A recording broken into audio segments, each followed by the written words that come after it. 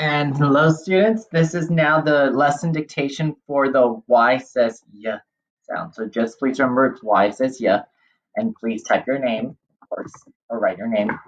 And so you can see we have 3 sentences. And of course, let's review cups. What does C stand for? Capitalization. Make sure that the mountain word's capitalized. Sometime soon, I'm going to be unlocking a special curriculum focused on the mountain words, the mountain letters themselves. But I'm still working on that. Give me some time, okay? I'm only one person. The next one is U. U. What does U stand for? That's correct. Understanding.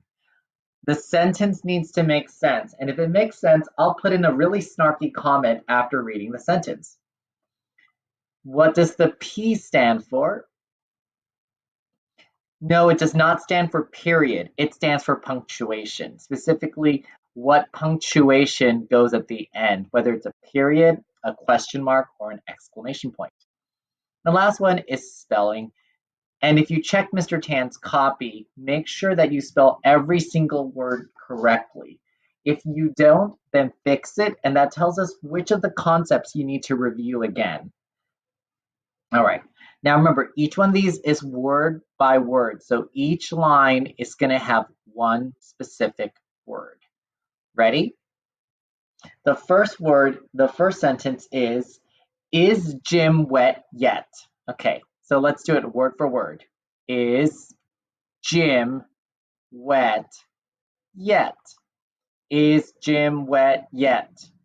Okay. Now we're doing it sound by sound. So the first one is. Is. Is. This is I-S. So wait, it's a mountain word, so it's got to be capital I-S.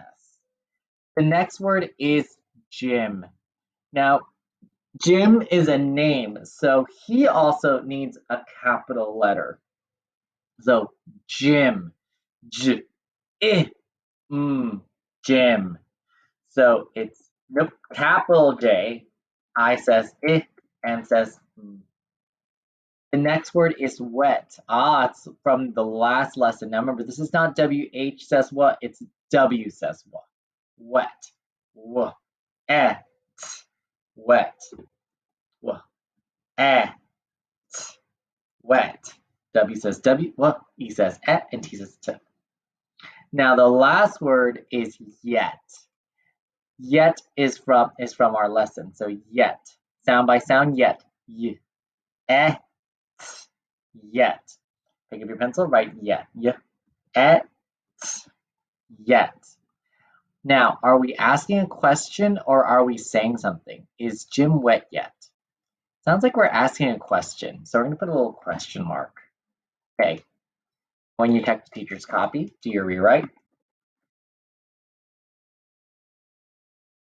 When you check for cups, is the I capitalized?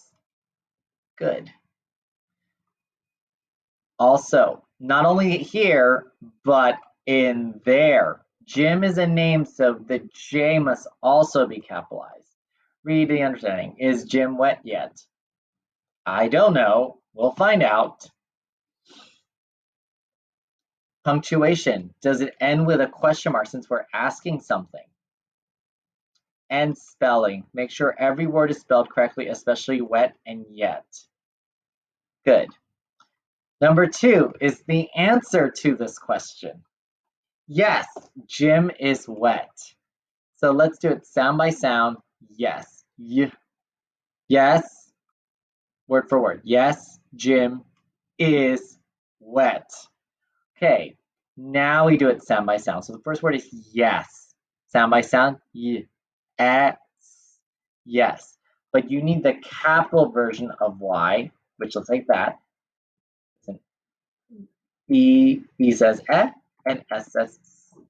Next one, Jim, J, I, Jim, J, I, Jim. Next one is, which you should know how to spell now, S-I-S, is, and wet. Wet. W says like water, E says T says T. Yes, Jim is wet. Now, I'm going to tell you one more little punctuation mark that gets added to this sentence. It's called a comma. So later on, as you start writing complete sentences, this is a punctuation mark where it's telling you it's not a period. You're just pausing and then you read the rest of it. Okay? Because Jim is wet can stand by itself. But if you're saying, yes, Jim is wet, we're basically answering question number 1. When you check the teacher's copy, you rewrite. Check for cups. Make sure that Y and J are capitalized. Yes, Jim is wet. Good, we answered the question. Understanding makes sense. And of course, yes, Jim is wet is saying the answer to the question. So it ends with a period. So put the period there. And check for spelling. Yes, Jim is wet. That's Y-E-S, J-I-M-I-S, and W-E-T. Nice job. Okay, number 3 is, did Pam have a yam? Now, please remember that Pam also needs to be capitalized as well. So let's start doing it word for word. Did needs a capital D. Pam needs a capital P. Have is a sight word. Yam. Now, I'm going to just give you the sight word. Have is spelled H-A-V-E. Have. So you need to practice that later on in the red words. Is have. Okay? So let's do it sound by sound. Did. D. I. D. Did. D. Capital D. I says I. D says D. Did. Pam. At. Pam. P-A-M. Have. We already spelled that. H-A-V-E. A is lowercase a. And yam. Sound by sound. Yam. Yeah.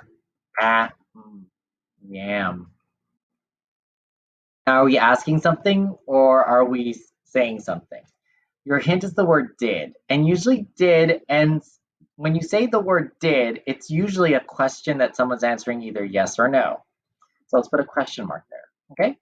When you check the teacher's copy, do you rewrite?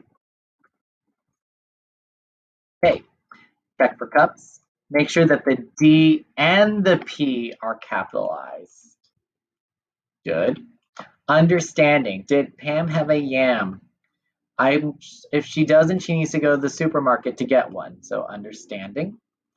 Make sure it's a question mark because we're asking a question, and make sure that you spell have correctly. Make sure have, it's H-A-V-E. It doesn't sound like your normal, word, the normal spelling, because it ends with an E. It's because have has a very interesting history in how the word evolves. So all you have to do for now is just know that have is spelled like this, the way it is, because of English. Okay? Now let's read each sentence. 1, 2, 3. Ready? Is Jim wet yet? 2. Yes, Jim is wet. 3. Did Pam have a yam? You can say yes. 3. Did Pam have a yam? 2. Yes, Jim is wet. 1. Is Jim wet yet? And that wraps up the Y lesson. Stay tuned for another letter of the alphabet that we're getting close to. All right? This wraps this lesson up.